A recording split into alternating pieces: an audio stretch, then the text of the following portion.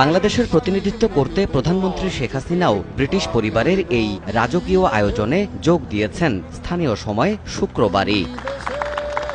রাজা তৃতীয় চার্লসের সঙ্গে আনুষ্ঠানিক ফটো সেশনের পরই স্থানীয় সময় বিকেলে লন্ডনের কমনওয়েলথ সেক্রেটারিয়েটের মার্লবোরো হাউসে প্রধানমন্ত্রী শেখ হাসিনার সঙ্গে প্রথমবারের মতো দ্বিপাক্ষিক বৈঠকে বসেন যুক্তরাজ্যের প্রধানমন্ত্রী ঋষি সুনাক।